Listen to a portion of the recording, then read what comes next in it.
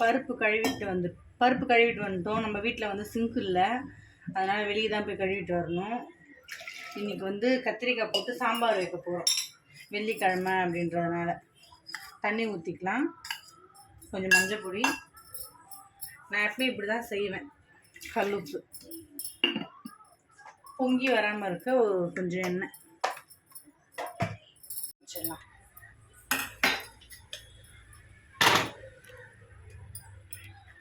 இது 5 நிமிஷம் வரட்டும்.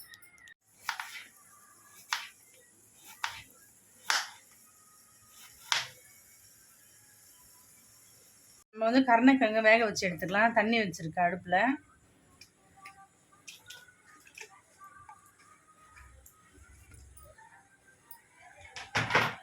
கூடவே கொஞ்சம் மஞ்சள் பொடி போட்டுக்கலாம்.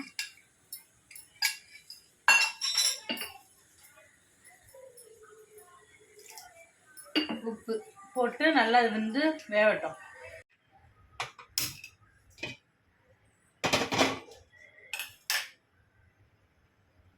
இப்போ பருப்பு வந்துருச்சு. இப்போ நம்ம வந்து சாம்பார் வச்சுக்கலாம். தேவையான அளவுக்கு எண்ணெய் ஊற்றிக்கலாம். எண்ணெய் காஞ்சிடுச்சு. கடுகு போட்டுக்கலாம். பச்சை மிளகா, வெங்காயம், கருவேப்பிலை போட்டுக்கலாம்.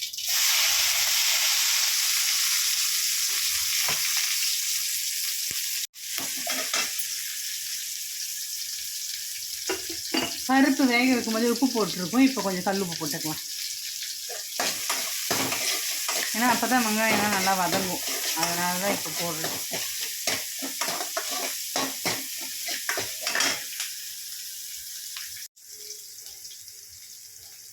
வெங்காயம் வதங்கிடுச்சு. கொஞ்சம் தக்காளி போட்டுக்கலாம். ஒரு தக்காளி கட் பண்ணி வச்சுருக்கேன்.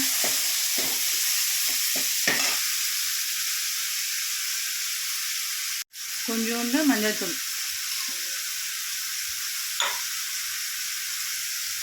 இதை வந்து நல்லா வதக்கிக்கலாம். சேனல் வந்து சப்ஸ்கிரைப் பண்ணி பாருங்கள், ஷேர் பண்ணுங்கள், கமெண்ட் பண்ணுங்கள். சப்ஸ்கிரைப் பண்ணாமல் பார்க்குறீங்க.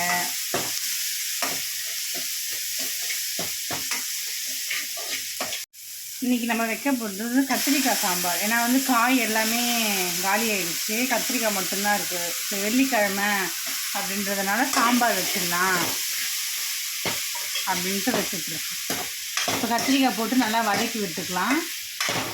விட்டுட்டு வீட்டில் அரைச்ச குழம்பு மிளகாத்தூள், இது வந்து வீட்டில் அரைச்ச குழம்பு மிளகாத்தூள், இது ஒரு ஸ்பூன் போட்டுக்கலாம்.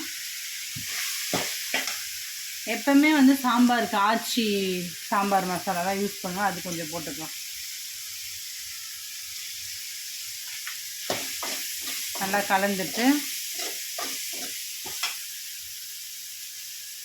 நான் எல்லாமே மொத்தமாக தான் போட்டு செய்வேன். கொஞ்சோண்டு புளி தண்ணியாக ஊற்றிக்கலாம் கரைச்சிட்டு. எல்லாருமே கடைசியாக சேர்ப்பாங்க, நான் வந்து ஃபஸ்ட்லேயே சேர்த்துட்டு பருப்பு எல்லாமே ஒன்றா போட்டு தான் வேக வைப்பேன். நல்லா டேஸ்ட் சூப்பராக இருக்கும். நீங்களும் ட்ரை பண்ணி பாருங்கள். கொஞ்சோண்டு புளி தண்ணி.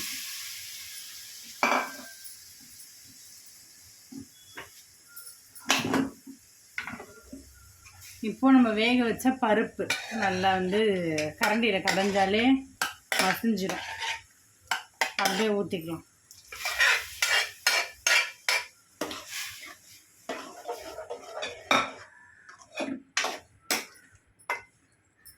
இப்போது சாம்பாருக்கு தேவையான அளவுக்கு தண்ணி, உங்களுக்கு எவ்வளோ திக்காக வேணும்னா திக்காக, தண்ணியாக வேணால் தண்ணியாக, எவ்வளோ வேணால் ஊற்றிக்கலாம்.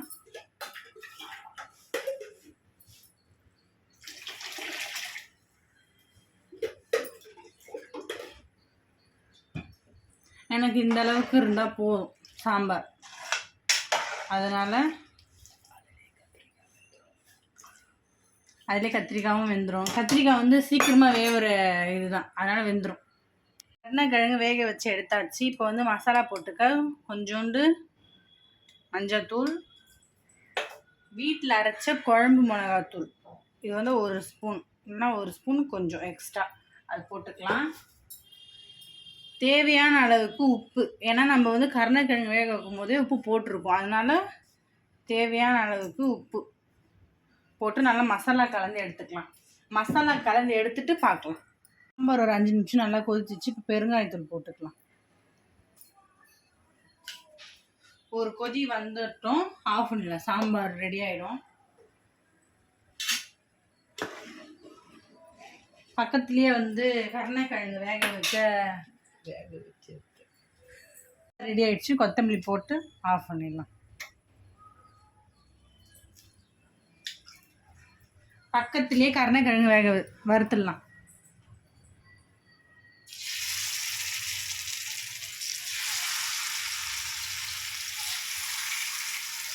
அந்த பக்கம் சாதமும் வச்சாச்சு.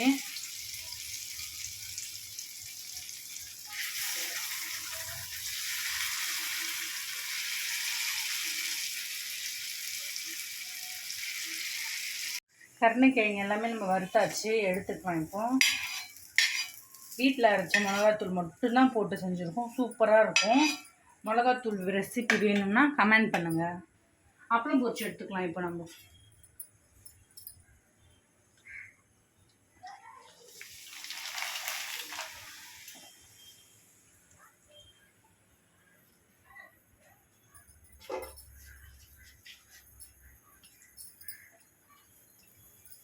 இந்த சாம்பார் கருணக்கிழங்கு அப்பளம் செம்ம டேஸ்ட்டாக இருக்கும்.